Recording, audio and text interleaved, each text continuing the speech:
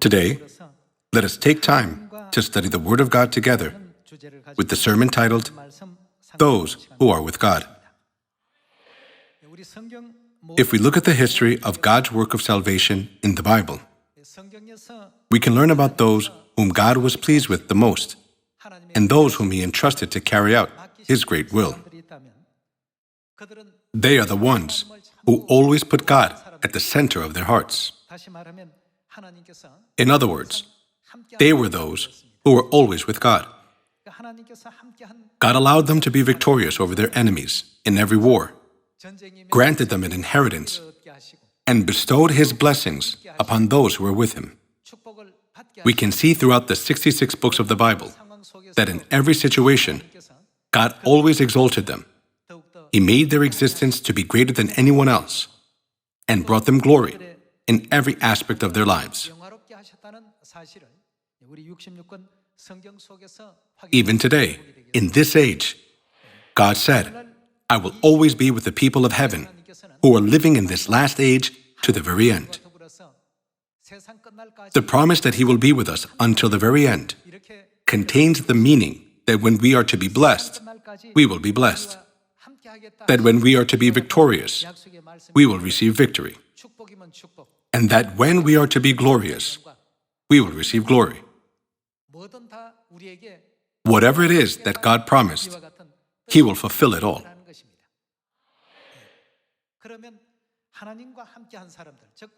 Then, according to biblical history, what was the outcome of those who were with God? Meaning, those who had God in the center of their hearts.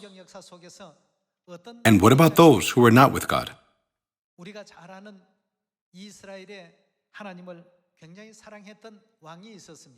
In Israel, there was a king who loved God very much.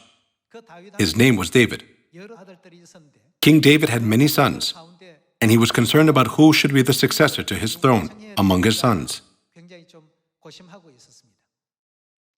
During King David's dynasty, there was Joab, King David's right-hand man, who was a very faithful general, and there was also a priest named Abiathar. Since David was old, they were very concerned as to the plan for his successor. They pondered, who is the right person? There were many eligible candidates around King David. However, God had already decided and said, I will be with Solomon. Even though Joab was a very faithful general who was inseparable from David, when it comes to deciding the successor to the throne, he did not follow the one who was with God. Joab did not look upon Solomon who was with God, but rather he looked favorably upon Adonijah. Joab viewed Solomon by his own human perspective, though God had already chosen Solomon and said, I will be with him. Nevertheless, Joab didn't submit to Solomon, whom God was with, because he only judged him from a physical perspective. Thus, he was unable to correctly realize the one who was truly with God. As a result, both Joab and Adonijah were ultimately put to death. We can clearly see this tragedy unravel from the beginning to the end in the book of 1 Kings.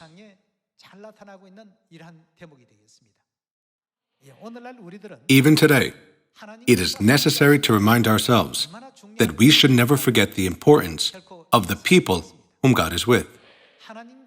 Even 135,000 soldiers were able to be defeated by only 300 soldiers whom God was with. Such an invisible and amazing work could be achieved through them. The great and amazing power to free a nation from a country, which they had been enslaved to for over 400 years, was granted to those whom God was with. The mighty power to divide the deep water of the Red Sea to become a dry strip of land was granted by God to those who were with Him.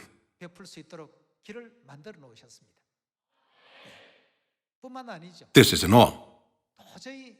Even the great fortified city, which no one was ever able to conquer, collapsed on its own without the use of any tools, or without anyone even touching it. Such amazing feats were accomplished by those whom God was with. People consider these events to be miracles. However, who was there behind all these miracles? Physically, it might have looked like it was Moses who did it, or Joshua, or Gideon who did it. However, spiritually, it was God who allowed all those things to happen. One common trait about those who were with God is that they were always faithful to God's commands and couldn't even dare to imagine their life without God. This is also the reason why we can see that God said to Noah, Abraham, Apostle Paul, Peter, and all the forefathers of faith, I am always with you. I will be with you. God also told Joshua, I will be with you, so do not be dismayed. I will help you. Not only was everything that they had done already planned, but since God was with them, He Himself carried it all out and fulfilled it all for them. As we see this history recorded in the Bible, we too in this age have received the same promise as they did. This is why the Bible calls us the children of promise. Mother's children are the children of promise, whom God promised to be with. Therefore, wherever we go in this world, there is nothing we cannot accomplish. There is nothing that is impossible. Let us see the book of Acts, chapter 5, verse 38. Therefore, in the present case, I advise you, leave these men alone. Let them go. For if their purpose or activity is of human origin, then what will happen? It will fail. It will fail on its own, even if it is left alone.